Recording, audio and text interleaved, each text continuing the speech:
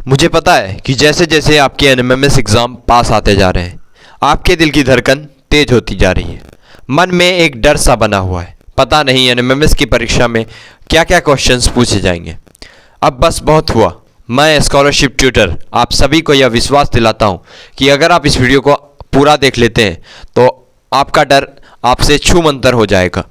तो चलिए बातें न बनाकर अब सीधे अपने क्वेश्चंस की तरफ चलते हैं, जो कि आपके एनएमएमएस एग्जामिनेशन के लिए काफ़ी ज़्यादा इम्पॉर्टेंट है। प्रश्नों को हल करने से पहले सबसे पहले यहाँ पर देख लीजिए, एनएमएमएस एग्जामिनेशन के बारे में समझ लीजिए कि एनएमएमएस एग्जामिनेशन जो होगा आपका 2 सिटिंग में होने वाला है, मैट और सेट में, यानी कि मानसिक योग्यता परीक्षा और शैक्षिक योग्यता परीक्षा। मेंटल एबिलिटी टेस्ट मैट और सेट यानी कि स्कॉलस्टिक एप्टीट्यूड टेस्ट। और ये टोटल नंबर जो रहेगा एनएमएमएस परीक्षा में वो 180 नंबर का टोटल मार्क्स रहेगा, 180 नंबर का।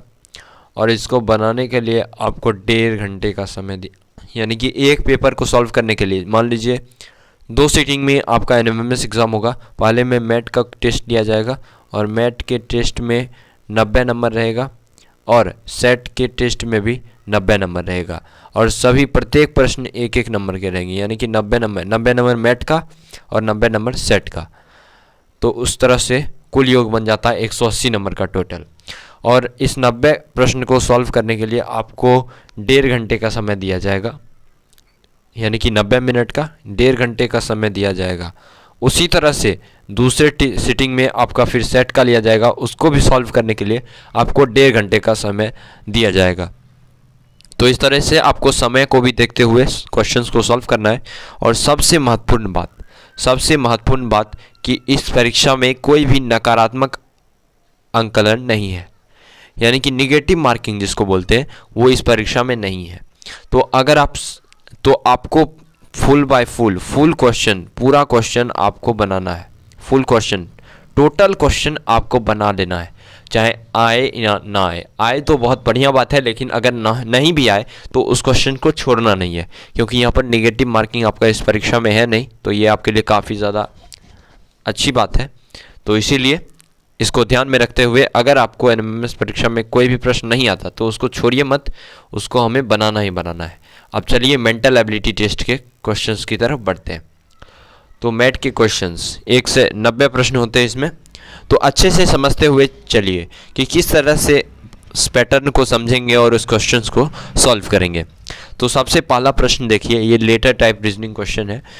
यहाँ पर निर्देश दिया गया है, find out the missing term from the given alternatives, यानी कि यहाँ पर देखिए प्रश्न चिन्ह है, प्रश्न चिन्ह की जगह पे कौन सा, यहाँ पर इन ऑप्शंस में से कौन सा ऑप्शन ये सही है, ये हमको भरना है, उसमें सही विकल्प चुनना है इन चारों ऑप्शंस में से। तो सबसे पहले सभी के बीच में रिलेशन जान लेते हैं, किस चीज़ का किससे रिलेशन है। तो सबसे पहले देखिए ACB दिया हुआ है, फिर BDC, फिर डैश दिया हुआ है, उसी को तो भरना है हमें, फिर DFE और फिर EGF। तो यहाँ पर आप ध्यान दीजिए इसके सबसे पहले लेटर पर, ACB में सबसे पहला लेटर A है, BDC में सबसे पहला लेटर हमारा B है, उसके बाद ये तो डैश है, और इसमें DFE में पहला लेटर हमारा D है और EGF में हमारा पहला लेटर E है। तो यहाँ पर आप ध्यान दीजिए कि जब आप ABCD पढ़ते हैं, ABCDEF, चलिए तो A पहला लेटर A इसमें आया, ACB में पहला लेटर A, दूसरा में BDC तो पहला लेटर B, तो AB पहले में रिलेशन देखिए, पहला लेटर सबका देखिए, पहला लेटर ACB में पहला लेटर A, BDC में पहला लेटर B, तो AB, और फिर इसमें डैश में मान लीजिए यहाँ पर C आएगा, क्योंकि AB और उसके बाद C होता है। और उसके बाद देखिए फिर DFE में पहला लेटर D पहले से है और EGF में पहला लेटर E पहले से है। तो यहाँ पर देखिए ABCDCDE, कितना अच्छा पैटर्न चल गया। उसी तरह से दूसरे वाले में देखिए C, दूसरा सभी लेटर जो दिया गया उसका दूसरे स्थान पे जो है, ACB में बीच में है C और BDC में बीच में है D। तो देखिए C के बाद D आया, यहाँ भी रिलेशन बन गया, C के बाद D आया। उसके बाद देखिए आने वाला है यहाँ पर, इसमें भी आएगा D के बाद यहाँ पर E आना चाहिए, चलिए ECE इसमें चला आया। उसके बाद DFE में बीच में है F, तो ई के बाद एफ बिल्कुल सही जा रहा है। एफ के बाद देखिए ई जी एफ में बीच वाला लेटर जी, तो देखिए कितना अच्छा रिलेशन बन गया है। पहले वाले दूसरे वाले में भी देखिए सबका बीच वाला लेटर देखिए, इसमें देखिए सी है अल्फ़ाबेट, देखिए पहले में ए सी बी में सी बीच में है, डी बीच में है, सी डी, फिर हो गया ई, फिर हो गया एफ, फिर हो गया जी, कितना अच्छा रिलेशन बन गया। फिर लास्ट वाला देखिए, लास्ट वाला भी उसी तरह से, यहाँ पर बी दिया गया लास्ट, यहाँ सी, बी के बाद सी, फिर डी आएगा, यहाँ सी ई डी हो गया ये पूरा। अब फिर डी के बाद देखिए वेरीफाई करने के लिए आगे भी बढ़िए, इसमें लास्ट लेटर ई है, इसमें लास्ट लेटर एफ है, तो B C D E F कितना अच्छा बन गया। तो सी ई डी देखिए कौन सा ऑप्शन में है, सी ई डी, वही हमारा बिल्कुल सही उत्तर हो जाएगा। सी ई डी कौन से ऑप्शन में है, देखिए यहाँ पर ऑप्शन नंबर 4 में है, तो ये हमारा बिल्कुल सही उत्तर हो जाएगा। तो इस तरह से आपको क्वेश्चंस को हल करके सीखना है। तो अब चलिए आगे बढ़ते हैं प्रश्न नंबर 2। तो क्वेश्चन नंबर 2 को हम हल करते हैं। इसमें ए एफ सी, फिर जी एल आई, फिर एम आर ओ, फिर एस एक्स यू और फिर क्वेश्चन मार्क। तो क्वेश्चन मार्क की जगह पे हमको भरना है कौन सा इन 4 विकल्पों में से होगा। तो सबसे पहले देखिए ए और एफ, ए और एफ के बीच में कितने लीटर का गैप है। ए और एफ के बीच में यहाँ पर 5 लीटर का फासला है। किस तरह से, क्योंकि देखिए ए के बाद पढ़िए ए बी सी डी पढ़िए, ए के बाद B C D E F, तो 5 लीटर छोड़ के फिर ए के बाद 5 लीटर छोड़ने के बाद एफ आता है, तो इसके बीच गैप हो गया 5 लीटर का। अब फिर देखिए एफ के बाद सी कैसे आएगा, क्योंकि एफ में अगर हम 3 घटा दें, 3 लीटर पीछे चल जाए ए बी सी डी में, तो देखिए सी के बाद सी डी ई एफ, तो 3 लीटर घटाएंगे तो हमारा सी आएगा। एफ के बाद सी कब आएगा, जब हम इसमें 3 - 3 कर देंगे, यानी कि 3 लीटर नज़दीक आ जाएंगे। एफ के बाद देखिए घटाइए एफ में, एफ के बाद एफ ई घटाते चलिए, फिर डी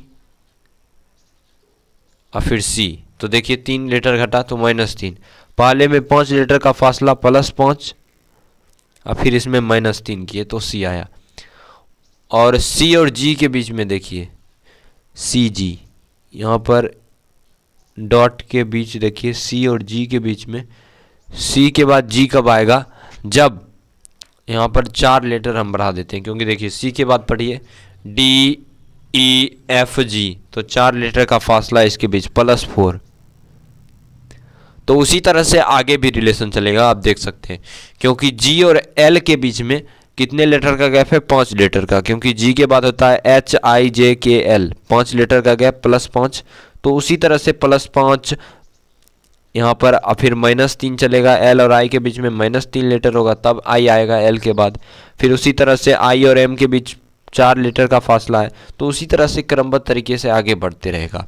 तो यू और आने वाले लेटर के बीच में 4 लीटर का फासला होगा कि नहीं, होगा ही होगा, क्योंकि सी और जी के बीच में जिस तरह से था 4 लीटर का फासला, आई और एम के बीच में था, उसी तरह से यहाँ पर 4 लीटर का फासला इसके बीच में भी होगा। तो यू के बाद पढ़िए ABCD में, यू के बाद V W X Y, तो Y देखिए पहला लेटर हमारा मिल गया Y। उसके बाद देखिए हम क्या करते थे, 4 लीटर का फासला होने के बाद +5, तो 5 लीटर बढ़ता था, 5 लीटर का फासला, तो Y और आने वाले लेटर के बीच में 5 लीटर का फासला होगा। तो Y के बाद Z A B C D, तो D, Y के बाद D, तो 5 लीटर का फासला हो जाएगा इन दोनों के बीच, 5 लीटर का गैप।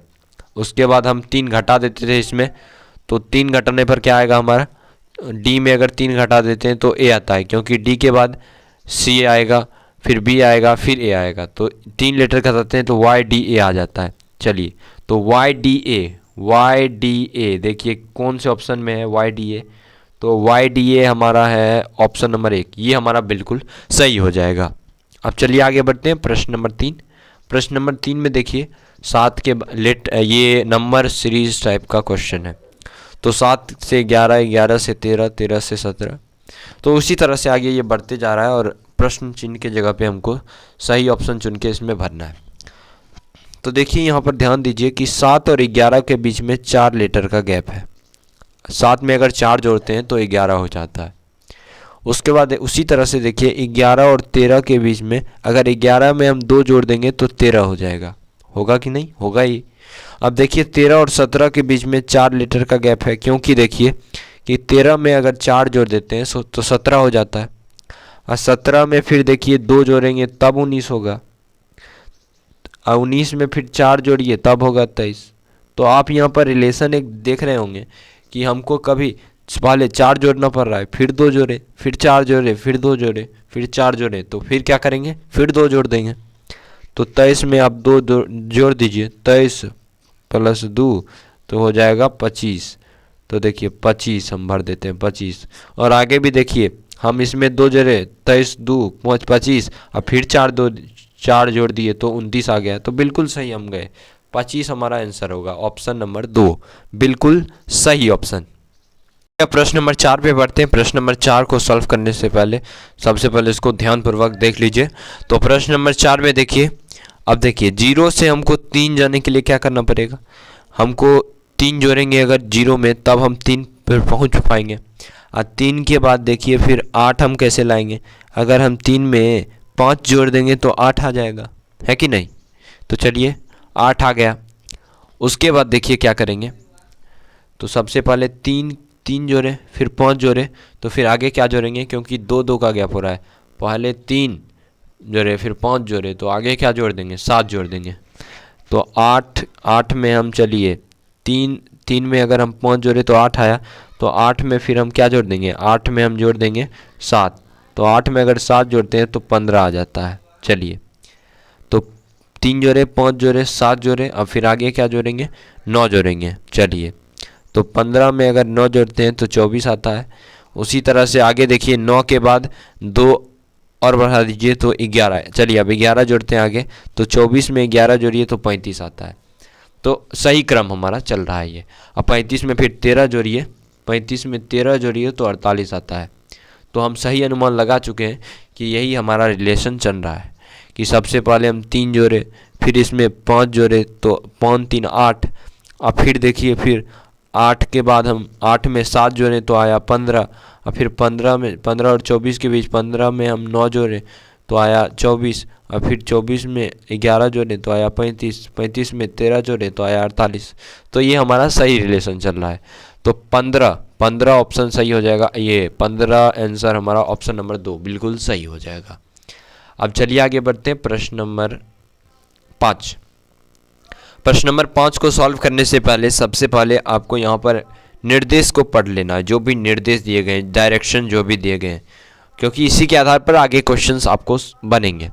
तो देखिए यहाँ पर दिया गया है, ये क्वेश्चंस जो है एक नंबर सीरीज को फॉलो कर रहा है, which contains a wrong term, यानी कि कोई एक यहाँ पर धोखेबाजी कर रहा है, उस धोखेबाज को हमको निकालना है, धोखेबाज अंक को जो कि इसके नियम को तोड़ रहा है। तो नियम तोड़ने वाले को हमको बाहर निकलना है, बाहर निकलवाना है इस संख्या को, कोई कौन सी संख्या है जो नियम को तोड़ रही है। तो देखिए प्रश्न नंबर 5 को हम किस तरह से हल करते हैं। 0.1 फिर 0.01, तो सबसे पहले डेसिमल से आप घबराइए मत कि डेसिमल है, बाफरे कैसे सॉल्व करेंगे इसको, तो ऐसे नहीं करना है आपको, पूरा आत्मविश्वास के साथ इसको सॉल्व कीजिए। सबसे पहले 0.1, तो 0.1 को आप क्या लिख सकते हैं, 0.1 को अगर हम दशमलव हटाते हैं, दशमलव उड़ा दीजिए, तो इसके बाद एक संख्या है 1, तो हम 0.1 बटा 10 1 0 इस पर बैठा देंगे। अब फिर देखिए 0.01 है, तो 0.01, तो यहाँ पर डेसिमल उड़ाइए, लेकिन यहाँ पर 2 संख्या बाद में है तो इसीलिए हम 100 देंगे। चलिए तो पहले में 1/10, दूसरे में 1/100, उसी तरह से तीसरे में 0.001 है, तो 3 संख्या दशमलव के बाद है, तो हम यहाँ पर 1/1000 दे देंगे। और उसी तरह से यहाँ पर 0.00001 है, तो कितना है यहाँ पर दशमलव के बाद संख्या 1 2 3 4 5 6 7 8, तो 8 1/10 पर पावर 8, तो इसका मतलब होता है 10 गो 8। अब चलिए आगे बढ़ते हैं। तो उसी तरह से यहाँ पर देखिए कौन नियम तोड़ रहा है, पहले 1/10 हुआ, फिर 1/100 हुआ, फिर 1/1000 हुआ। तो चलिए यहाँ तक समझे कि 10 1/10 हुआ, फिर 1/100 हुआ, फिर 1/1000, एक एक जीरो नीचे बढ़ रहा है। लेकिन यहाँ पर देखिए एकाएक 3 जीरो, उसके बाद 4 जीरो बढ़ता बहुत होता, 5 जीरो बढ़ता, लेकिन एकाएक 8 जीरो बढ़ा दिया। तो ये नियम को हमको तोड़ रहा है। तो नियम तोड़ने वाले को छोड़ना नहीं है। तो यही हमारा नियम तोड़ने वाला प्रश्न, ऑप्शन नंबर 4, ये बिल्कुल सही ऑप्शन हो जाएगा। यही होगा इसका आंसर। अब चलिए आगे बढ़ते हैं प्रश्न नंबर 6। प्रश्न नंबर 6 को हल करने के लिए सबसे पहले यहाँ पर देखिए रूट अंडर दिया गया है। चलिए वर्गमूल पता होगा आपको। तो चलिए प्रश्न नंबर 6 को किस तरह से हल करते हैं। सबसे पहले अगर एक का आप वर्गमूल निकालिए, रूट में वर्गमूल में दिया गया है रूट अंडर में, तो सबसे पहले सब का वर्गमूल निकालते हैं। तो एक का वर्गमूल एक ही होगा, रूट अंडर 2। तो रूट अंडर 2 है, तो रूट अंडर 2 को आप रूट अंडर 2 ही लिख देंगे, क्योंकि इसका कोई एग्जैक्ट नहीं बनता है, वर्गमूल नहीं निकलता है इसका एग्जैक्ट वर्गमूल। और रूट अंडर 3 को आप रूट अंडर 3 ही लिख सकते हैं, क्योंकि इसका एग्जैक्ट इसका भी नहीं निकलता। अब देखिए रूट अंडर, लेकिन 4 का अगर वर्गमूल निकालते हैं तो यहाँ पर 2 आ जाता है। चलिए इसका वर्गमूल हमारा निकल रहा है। और रूट अंडर 5, इसका वर्गमूल एग्जैक्ट इसका भी नहीं निकलेगा। तो सबसे ये सब तो फॉलो कर रहा है। चलिए हम वर्गमूल नहीं निकलने देंगे, अपने संख्या में से वर्गमूल नहीं निकलने देंगे। लेकिन ये जो संख्या है 4, इसका वर्गमूल 2 निकल रहा है, तो ये नियम तोड़ दिया। ये सब आपस में भाई भाई, लेकिन इसका तो वर्गमूल निकल गया, तो इसीलिए ये सबसे अलग हो गया बेचारा। तो उसको हम अलग कर देते हैं, ऑप्शन नंबर 2 बिल्कुल सही हो जाएगा हमारा। चलिए अब आगे बढ़ते हैं प्रश्न नंबर 7। प्रश्न नंबर 7 में देखिए 1 से 7, 7 से 13 हो गया, फिर 17 हो गया, फिर 25 हो गया। तो आपको तो अच्छी तरीके से अब मालूम है कि किस तरह से इससे पंगा लेना है, इस टाइप के क्वेश्चन से। तो 1 से 7 कैसे होगा, अगर हम 1 में 6 जोड़ देंगे तो हमारा 7 हो जाएगा। तो चलिए भाई बहुत अच्छा। अब चलिए 7 से 13 कैसे होगा।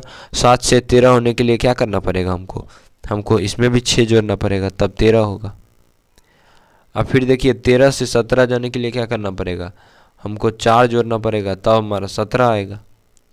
अब फिर देखिए 17 से 25 जाने के लिए हमको क्या करना पड़ेगा, हमको 8 जोड़ना पड़ेगा। तो कोई ये पैटर्न मेरा बन ही नहीं रहा है। पहले 6 जोड़े, तो फिर 6 जोड़े, फिर 4 जोड़ दिए, फिर 8 जोड़े, तो अलग अलग संख्या आ रहा है। लेकिन यहाँ पर हमको डाउट बुझा रहा है कि 6 2 बार जुड़ा गया, लेकिन 2 बार तो जुड़ना नहीं चाहिए, यहाँ पर ऐड नहीं होना चाहिए 2 बार। तो यहाँ पर अगर हम 17 और 25 के बीच में देखिए, पहले 6 जुटा, फिर 4, फिर 8, तो अगर हम 17 के जगह पे, अगर हम 17 के जगह पे 19 दे दें, 17 के जगह पे अगर हम 19 दे देंगे, चलिए रुकिए, अगर 17 के जगह पे हम 9 दे दें, यानी कि 19, 17 इसको 19 मान लीजिए आप, 19 है ये। तो यहाँ पर देखिए 1 और 7 के बीच अगर हम 1 से 7 जाने के लिए हमको 6 जोड़ना पड़ेगा, 7 से 13 जाने के लिए 6 जोड़ना पड़ेगा। उसी तरह से यहाँ पर 13 से 19 जाने के लिए भी हमको 13 में 6 जोड़ना पड़ेगा, तो 19 जाएंगे। और 19 से 25 जाने के लिए हमको 6 जोड़ना पड़ेगा। तो चलिए लगातार 6 आ रहा है, 6 जोड़ा, 6 जोड़ा, 6 जोड़ा, फिर 6 जोड़ दिया, तो काफ़ी ज़्यादा अच्छा आ रहा है। तो हमारा नियम तोड़ने वाला है ये 17, क्योंकि 17 के वजह से ही पूरा डिस्टर्ब हो रहा था। 6 सब में जुट नहीं रहा था, 6 अंक सबको नहीं मिल रहा था। तो ये 17 बेईमान है, तो उसको, इस धूर्त को हम निकालते हैं। चलिए तो ऑप्शन नंबर 3 हमारा बिल्कुल सही होगा, है कि नहीं। बहुत अच्छे। अब चलिए आगे बढ़ते हैं। अब दिशा निर्देश दिया गया है क्वेश्चंस को सॉल्व करने के लिए, तो हमको इसको पढ़ना है, हमको इसको पालन करना है इस नियम का। अब चलिए आगे बढ़ते हैं। यहाँ पर each questions consist of 4 groups, one group is different from there in some way, find out the different group। तो इसमें देखिए कुछ ऐसा ग्रुपिंग दिया गया है जो सब एक दूसरे से कुछ रिलेशन से अलग है, तो हमको उसमें दिमाग लगा के छांटना है अलग। आसान ही होगा। देखिए आप लोग अच्छे बच्चे हैं तो आप अच्छे से आंसर दे पाएंगे। सबसे पहले देखिए सैनिटाइज़र है, फिर फेस मास्क है, फिर कोरोना वायरस है, पीपी किट है। तो कोरोना वायरस तो एकदम इतिहास रच दिया, 2 साल लॉकडाउन रहा यहाँ पर, स्कूल आपका बंद रहा, इसको तो नहीं भूल सकते अब कभी। तो चलिए इस क्वेश्चन में हम वापस आते हैं कि क्वेश्चन में किस तरह से हमको क्या करना है। तो यहाँ पर देखिए sanitiser, face mask, PP kit, ये सभी जो है बचाव के उपकरण हैं, कोरोना वायरस से बचने के उपकरण हैं। लेकिन कोरोना वायरस तो बिल्कुल ही अलग है, ये एक तो बीमारी है, ये सब तो एक उपकरण है जो बचाव के लिए इसका प्रयोग में लाया जा सकता है, कोरोना वायरस से बचाव के लिए। तो कोरोना वायरस हमारा बिल्कुल अलग ग्रुप में आ जाएगा, अलग समूह में। अब देखिए प्रश्न नंबर 9 में 25 है, फिर 10,000 है, फिर 100 है, फिर 1,000 है। तो यहाँ पर अब एक बात ध्यान दीजिए कि 25 का हमको वर्ग निकल सकता है, 5 का वर्ग होता है 25, और 10,000 का अगर वर्गमूल निकालिए तो 100 आ जाता है, 100 का वर्ग होता है 10,000। 100 का देखिए फिर 10 का वर्ग कर देंगे तो 100 आ जाएगा। 1,000 का देखिए, लेकिन 1,000 का यहाँ पर वर्गमूल कितना भी कोशिश कर लीजिए कि 1,000 का वर्गमूल, तो यहाँ पर एग्जैक्ट ये आपका नहीं आएगा। तो ये हमारा धोखेबाज निकल गया, अलग ग्रुप में है, ये अलग समूह का है, तो इसको छोड़ देते हैं। ऑप्शन नंबर 4 हमारा बिल्कुल सही हो जाएगा। अब देखिए प्रश्न नंबर 10। प्रश्न नंबर 10 में देखिए कि दिया गया है ZWT, फिर HEB, फिर BYW, फिर TQN। तो इसको हम किस तरह से सॉल्व करते हैं। तो सबसे पहले देखिए Z से W जाने के लिए हमको क्या करना पड़ेगा। Z से W जाने के लिए अगर हम Z तो लास्ट में आता है ABCD के, लेकिन W तो पहले आ जाता है। देखिए W कितने पहले आता है, W के बाद X Y Z। तो हम अगर Z से 3 नीचे चल जाए, यानी कि 3 नीचे चल जाए ABCD पढ़ते हुए, W X Y Z, तो इस तरह से W आज आ सकता है। और W के बाद देखिए T, तो यहाँ पर भी देखिए कि T पहले आ जाता है W से। तो यहाँ पर इसीलिए यहाँ पर W से T जाने के लिए भी हमको 3 घटना पड़ेगा, तो तब हम T के लेवल में आएंगे, क्योंकि T यहाँ पर U V W, तो 3 घटना पड़ रहा है W से T जाने के लिए, तो यहाँ पर 3 फिर से घटना पड़ रहा है। और उसी तरह से यहाँ भी देखिए H से E जाने के लिए 3 घटना पड़ रहा है, क्योंकि E के बाद FGH 3 घटना पड़ रहा है। और E से B जाने के लिए E से B जाने के लिए भी हमको 3 घटना पड़ रहा है, क्योंकि देखिए B के बाद CDE 3 घटना पड़ रहा है फिर, तो इसमें भी वही नियम फॉलो हो रहा है। अब B से Y जाने के लिए फिर देखिए यहाँ भी 3 घटना पड़ रहा है, क्योंकि देखिए Y के बाद ZAB, तो 3 यहाँ भी घटना पड़ रहा है। चलिए अब Y के बाद W, तो Y के बाद W, यहाँ पे नियम तोड़ रहा है ये, क्योंकि W के बाद XY, तो 2 ही हमको घटाना पड़ रहा है W जाने के लिए, Y से W जाने के लिए 2 ही घटाना पड़ रहा है। तो ये ऑप्शन नंबर 3 में BYW नियम को तोड़ रहा है, क्योंकि यहाँ पर 2 घटाना पड़ रहा है। सब में -3 हो रहा था, लेकिन इसमें जो है -3 और -2 हो गया।